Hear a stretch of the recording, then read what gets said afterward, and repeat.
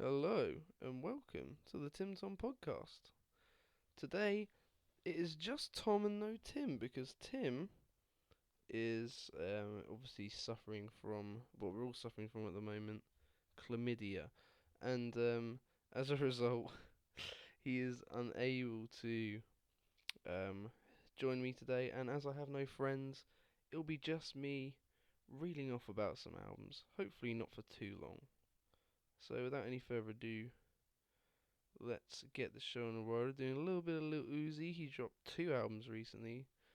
Um, Meg The Stallion dropped a little EP. Janae Aiko dropped an album. Don Toliver gave us his debut album. And Princess Nokia gave us two albums. So I'm going to be talking about all those.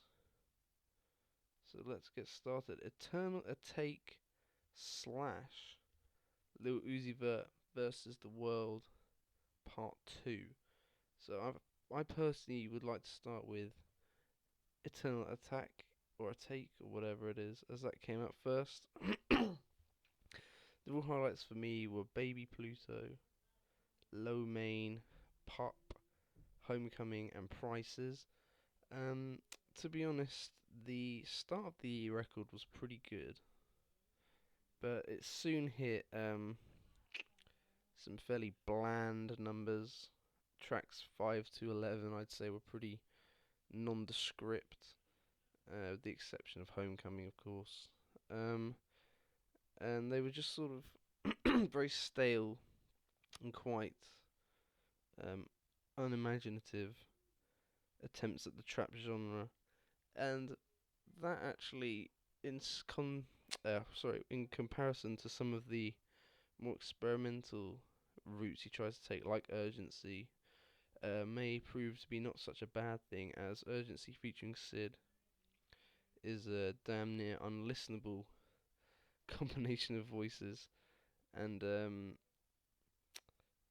so yeah, it's quite a derivative project actually, considering all the hype it's been getting around, and I think it's alright to listen to once or twice, but once you sort of try and dig into what's here, you don't find a whole lot besides the bangers I previously mentioned. There's 5 tracks that are admittedly very good. I just think that the problem really here is the production and the lyrics aren't great.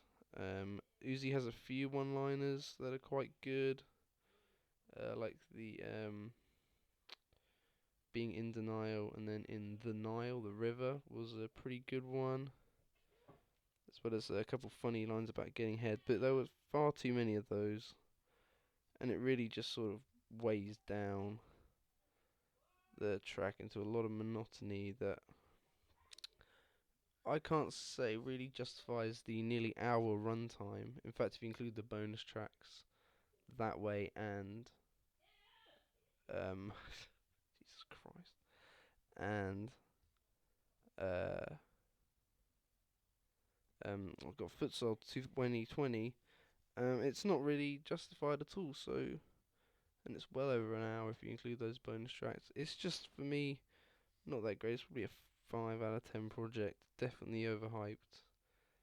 Definitely not really worthy of the hype that's been surrounding it, and not worth the wait of the 3 years that um, we were forced to wait for this. Although there was mainly label issues that were to do with that, rather than Uzi sitting down and really mastering his craft. Although he could have done that and probably should have done. Now it's the deluxe version, in air quotes, the Louis versus the World, where we really have, for me, the better crop of tracks. This was sort of what I was hoping for when I heard he was going to drop an album,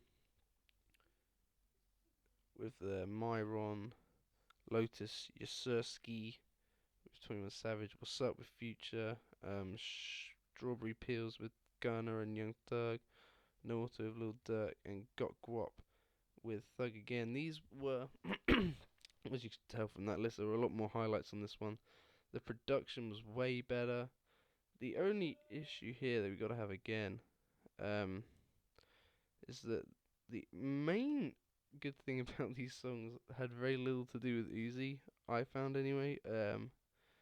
Pierre Bourne was a great production choice. His beats were far better than anything on the first record, maybe with the exception of the Prices sample flip. But it's really just a just a just seems to be dominated by the features on almost every song, be it 21 Savage that basically has the entirety of your Sersky or Future that outshines Uzi in the genre that he created really. Thug we already know is a very interesting and engaging artist, and his performance is the hook in particular on Strawberry Pills is a really aggressive and enjoyable thing to listen to. So for me, the sort of the second installment is a far better listen, but it's still not fantastic. It's not like worth all this praise that it's been getting. It's not worth being named as I saw on Twitter someone say the best project of the last 2 or 3 years. I definitely don't see that, but I do see, some great bangers here, some great additions to the Pierre Bourne production discography in particular, as he seemed to be having his hands all over most of the best tracks on this. So yeah, for me, if you have to check out either of them, there I definitely go for the second portion, but EA has the better artwork. So if we sort of tally it out, I'd say it's about even. The second portion is also a lot shorter, and it doesn't have the monotony of Uzi's nasally voice on every song, which does, for me at least, get grating after a while. So yeah. Now, Megan Thee Stallion hit us up with a new EP by the name of Sugar. She managed to release it thanks to getting a restraining order on her label, as they were trying to block her releasing things. I don't know why, when you make a portion of your money off Meg Thee Stallion, she's by far the biggest artist on the label, why you'd want to block her from releasing music. Surely you'd rather just keep taking her money, and then when the deal inevitably runs out, as is what she's trying to do, just let her go and take those checks. But hey, here we are. And I've got to say, I wasn't a big fan of her debut album, as big a fan as most people, but I thought there were definitely better songs on that than here. We got some singles that were quite big for her, like Bitch and Captain Hook and Savage, the latter of which has now become a TikTok meme, although I thought from the moment I listened to the project that this would be a hit, and then lo and behold, here we are. It's definitely my favourite track on here anyway. But these tracks are sort of part together with the sort of struggling My Story intro. It's like a Drake go-to, so I guess I can't blame her for that. But there's a lot of blander cuts here. And then 3 sung tracks at the end, one of which is aided by Gunna, the other 2 are solo endeavours, and they're all horrendous. It's really just some auto-crooning hellscape that I would rather not dabble into ever again if I have the chance. I couldn't finish a single one of these songs, so that sort of sets out what is going on here. It's very poor performance, to be honest, but some of the singles are fun. If you like Meg Thee Stallion, I think a lot of these tracks will be for you. It's just really the last portion of the record that lets itself down. For me, it's a 5 out of 10 project. Again, the those 3 tracks I mentioned in particular are very good. Again, Savage, you've probably heard it already because it's big TikTok single these days, and Bitch is all over the radio as well. So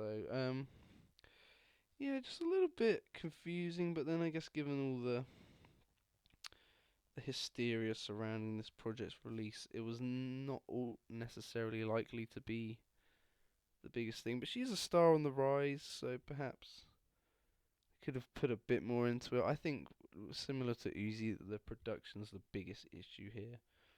And if Meg gets in with a Kenny Beats or a Metro Boomin or a Murder Beats or whoever she sees fit, but maybe a sort of a level up on the guy she's using at the moment, that would be a wise decision in my opinion. And next up we have Janae Aiko's Chilombo, which is apparently her real last name, and Aiko's her middle name. I did not know that.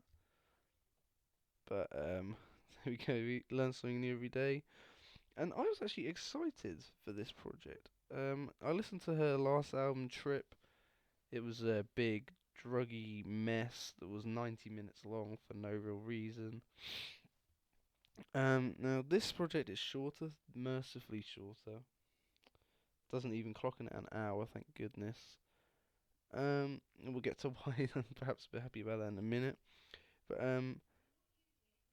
I was excited for this because the singles, Happiness Over Everything in particular, with the feature Miguel, but also the Triggered freestyle and None of Your Concern with ex-boyfriend Big Sean, which was a very fitting addition given their tracks sort of break up and I Don't Care About You Anymore angle. That was a very fitting feature. These were singles that really whet the appetite and made me excited to hear what going down here, because they were all very good tracks. Again, Happiness Over Everything, can't stress enough how good that song is. But almost every other track here was just a bland, boring, or maybe even ridiculous track with just lots of sort of I need sex songs, or I need to get high songs, or even a terrible party song at the end with Ty Dolla $ign, which I think was a remix. I mean, just the whole why you'd have that as your closer on any album is ridiculous in my opinion.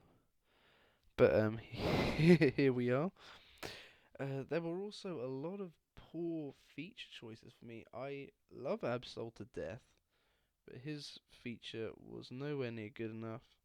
And Nas is just, especially given the subject of the song he was on, of sort of being a loving partner that's maybe letting them go by. He's proved himself in the past to be anything but that, and so to have him on a track like that seemed ridiculous. Although having said that, there were some good features. I thought Her, when they did BS, was one of probably the only other highlight on the album that wasn't a single. That was a really good track actually. And I thought she had some good chemistry with John Legend, although I still wasn't a big fan of that song overall. So yeah, I think generally again here, this album is just too long, and I think it's trying to be self-serious. Obviously, having a bit of her name in the title again, it would give off this idea that it's being incredibly serious, and when in fact, it's just got so many dumb ideas, just like track after track of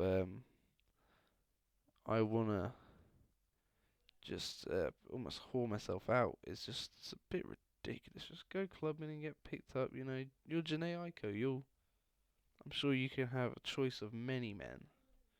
You don't need to sort of desperately put yourself out like this. And I'm sure you're doing just fine. But anyway, that's a bit of a tangent. But yeah, I just found this so redundant, and in particular the Smoke song, I Need a Smoke, I think it was called, was the sort of trashy stuff you got in the 90s on a record, of just sort of really slowed down West Coast instrumental, just talking about weed, and I am not here for that, even though I can't say I'm not here for doing it myself. But here we are anyway. Next up, Don Toliver, Heaven or Hell, his debut album. quite highly anticipated. I quite like the artwork as well. It looked illustrated. Now this guy is signed to Travis Scott. He was obviously part of the Jack Boys project that came out in and or around Christmas, and was really the star of that show, which I think is why there was so much hype around this. He was also on the Eminem album recently, although I still think he sounded very tacked on that track. But nonetheless, here's his album, and I gotta say, even though um, people are saying he's drowned in his influences, and I would have to agree with that. There are a lot of good tracks on here, and I thought his melodies held out pretty strong throughout and were very catchy indeed. The title track for me was incredible way to open the album. The track After Party, You Can't Feel My Legs, Candy, my god, what a song. And Had Enough with Quavo and Offset from the Migos. This one was on the Jack Boys project, by the way, but sounded good nonetheless. The track No Photos, and the closer No Idea. But this was a song that I knew I loved already back probably over a year ago now when it came out. So yeah, Don Toliver, massively aided by the production from one of my favourites, Wonder Girl, and also the legendary Mike Dean, dropping in to give some production here and there as well. I think it was good for the most part, but there were a couple of blander numbers, sort of in the middle of the track list. But I think it started and ended pretty well. But as I sort of hinted to at the start, there is definitely a slightly derivative angle to this, and he definitely did drown in his obvious influences of Kanye, Migos, and his sort of boss, if you like, Travis Scott, who actually was allowed to dominate the entire second track of um, this project, where Don Toliver felt like a mere feature on the track, and in fact ruined the whole song, as Travis Scott features tend to be doing these days, which is a bit of a shame. But here we are. But overall, the album was good. I enjoyed it an awful lot, I have to say. Definitely worth checking out, especially if you're a fan of Wonder Girl's production like I am. Or just a bit of auto crooning with some actually genuinely good melodies and some nice vocal tones. I think Don overall handles that really well, and it's definitely worth checking out if this is the sort of genre you're into. Now, finally, from the album side of things, I wanted to check into probably the best album I've heard this year so far. Well, I guess two albums. Princess Nokia blessed us after a surprisingly long wait, given how prolific she'd been since she blew up. Gave us two albums, Everything Sucks and Everything Is Beautiful. Now, both of these covers sort of tell their own story. They're quite unnerving in a way. The very happy Everything Is Beautiful cover, where she's holding a squirrel, has one of those propeller caps, but then has a nosebleed, which sort of knocks that whole thing off kilter. And the Everything Sucks cover with sort of rain clouds in the background, the goth get up, but then just holding this teddy bear, which sort of takes the shine off of both projects' methodology. Now, I wouldn't say these albums are like it's a must you play one after the other, because I think if that was the case, they probably would have just been released as a double album rather than separately. But there are some themes that run over, being in the right crowd, getting high, being yourself, even if that makes you a bit of an outcast. And I think overall, these are obviously good things to, well, for some of them anyway, to focus on. Nokia delivers a lot of great tracks. I think I just prefer Everything Sucks to Everything Is Beautiful.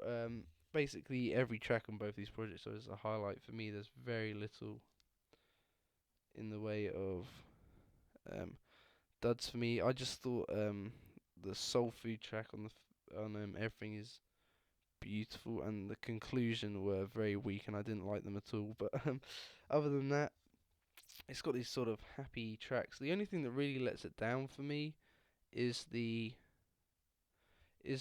brevity of a lot of these songs. They seem to dip in and dip out before they've really done anything. It sort of reminds me a bit of Tierra Whack's Whack World, where you sort of got these tracks, in this case, are just over a minute, maybe 2 minutes in a lot of cases, and they don't really have the time to set a pace or anything. And I love that we've got two albums at once, because obviously that's more material, and I think if we just had one of these 30-minute projects, it wouldn't have been enough. But it's also interesting that even though they do share a lot of similarities, there's also some very very clear differences as well. Like, for example, I don't think you know that Gemini and, say, Crazy House were the same artist had it you not been told. But yeah, if I'm just gonna reel off the highlights quickly from Everything Is Beautiful, I loved Green Eggs and Ham, Wash and Sets, Gemini, Wavy was probably the real banger of the track. Sugar Honey Iced Tea, of course, was a single that I loved. Sunday Best is a jazzy, beautiful track, and I'm Free in particular, very good. And I would say probably every single song from Everything Sucks. I just love the sort of gloomy nature of that project, and in particular, you got the sort of fun songs like the track Gross, which is basically bragging about how disgusting she is. It's a really like, I'm grosser than you hoes, and it shows, there's real bravado, real swagger, and a real embrace of the fact that she hasn't changed her clothes in a while and has stained teeth. This is it's a real self-confidence right there if ever you've seen it. So yeah, I think overall I might go as far as a 9 on these projects together. Maybe rain that down to an 8. But I really loved these albums. I thought the jazziness of the first project was very refreshing, and then the sort of more gloomy, trappy inspired sister project, Everything Sucks, sort of fit my moody chord. It struck my moody chord a little more. So yeah, I really loved those. A lot of those albums. I thought Uzi did a good enough job. Same with Megan, but for me, obviously Don and Princess Nokia definitely um, dishing out the best projects for me. The final thing I wanted to talk on was a UK US sort of collab that came out quite a while ago now, by the name of Rain, which had obviously H and AJ Tracy, but production from none other than Tay Keith, Memphis super producer. He's been working with the likes of Gucci Mane and Drake recently. Also saw him in the studio with Kenny Beats. So hopefully something comes out of that. But yeah, it's sort of got his trademark piano. It's got the great bass hits that you always get. But then it's just nice to hear a London and Manchester sort of rap accents on there. It's not anything special lyrically. I think the rain thing is obviously played on with the many meanings it has. But yeah, overall it's a great little track. It doesn't last much longer than 2 minutes, and for me it's just a good little track to turn up to for a little bit. I hear it on the radio all the time. I see it getting promoted here, there, and everywhere in England, and I hope it's getting at least some recognition elsewhere. And that's why I thought I'd talk about it right here. And that's it from me today. Hopefully next time you're watching a Tim Tom podcast video, it'll have at least another voice, so you won't hear me reeling off nearly 25 minutes on music I like, 'cause let's face it, I can go on a tangent and we can end up being anywhere. Although I feel I've restricted myself quite well today. We'll see how it goes. But yeah, hope you're staying safe, not getting too bored, and maybe this will help you with that. Alright, peace.